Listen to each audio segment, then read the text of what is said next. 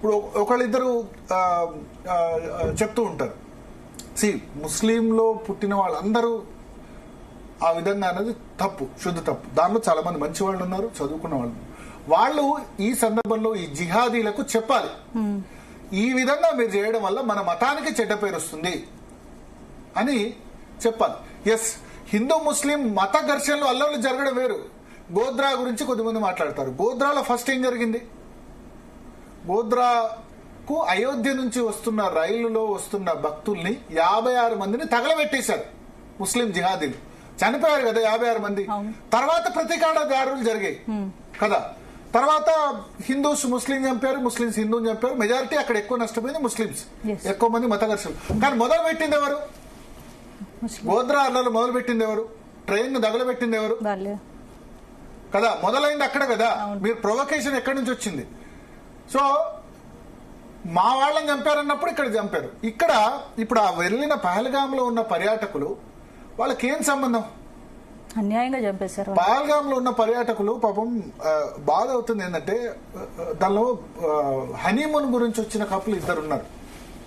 3 అంటే కాళ్లపార అని ఆరక ముందే తన భర్తను చంపేస్తే నావీకి సంబంధించిన ఒక భార్య ఏప్రిల్ 16న పెళ్ళైంది, చంపేశారు. సో వాళ్ళు ఏం తప్పు చేశారు? పోనీ కాశ్మీర్లో మీరు కాశ్మీర్లో వ్యతిరేకిస్తున్నారు, భద్రతా దళాలు లేకపోతే కాశ్మీర్ మాది అంటే, వాళ్ళకి కాశ్మీర్కి వచ్చిన పర్యాటకుల్ని చంపితే ఏం పర్పస్ సర్వ్ అవుతుంది? ఒకటంటారు ఏంటంటే ఉగ్రవాదానికి కులం లేదు, మతం లేదు కదా, ఇది ఇస్లామిక్ టెర్రరిజం. ఇస్లామిక్ టెర్రరిజాన్ని కంట్రోల్ చేయాల్సిన బాధ్యత కూడా ఇస్లాం మతస్థుల్లో ఎవరైతే మంచి వాళ్ళు ఉన్నారో వాళ్ళు చెప్పాలి, ఈ విధంగా చేయకూడదు, దీన్ని సమర్థించుకోకూడదు. ఎందుకంటే నాకు తెలిసిన చాలా మంది ముస్లిమ్స్ కూడా ఇప్పుడు ఫీల్ అవుతున్నారు, అరే మేము ఈ ఘటన జరిగిన తర్వాత ఎట్లా డిఫెండ్ చేసుకోవాల్సిన అవసరం లేదు. ఒకటి, దీన్ని జనరలైజ్ చేసి చెప్తారు అన్ని మతాల్లో ఉగ్రవాదులు ఉన్నారు. ఎక్కడ క్రిస్టియానిటీలో ఉగ్రవాదం ఎక్కడ ఉంది? హిందూలో ఉగ్రవాదం ఎట్లా ఉంది? ఇట్లా మీరు ముస్లింలనే టార్గెట్ చేసి చంపిన సందర్భం ఉందా?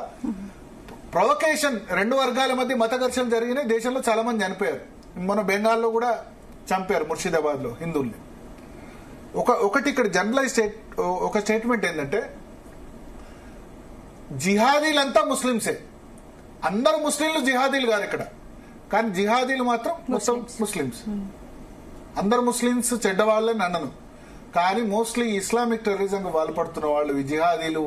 జిహాద్ పవిత్ర యుద్ధం చేస్తే స్వర్గంలో 72 మంది కన్యలు వాళ్ళ గురించి వెయిట్ చేస్తారని చెప్తున్నారు. అది మరి ఇస్లాంలో ఉందో లేదో తెలీదు. పవిత్ర యుద్ధం చేస్తే మీకోసం 72 మంది కన్యలు అక్కడ స్వర్గంలో వెయిట్ చేస్తూ ఉంటారు. ఈ థియరీ ఏదైతే ఉందో దాన్ని తప్పని చెప్పాల్సిన అవసరం ఉంది ముస్లిం మత పెద్దలు. జకీర్ నాయక్ లాంటి వాళ్ళు ఎటువంటి ప్రొవోకేటివ్ స్పీచెస్ ఇస్తున్నారో ఉంది. సో ఇటువంటి వాళ్ళని బహిష్కరించాలి. మన చుట్టుపక్కల ఇటువంటి థాట్ ప్రాసెసింగ్ ఎవరైతే ఉన్నారో అటువంటి వాళ్ళని బహిష్కరించాల్సిన అవసరం ఉంది. కల్మా చదవకపోతే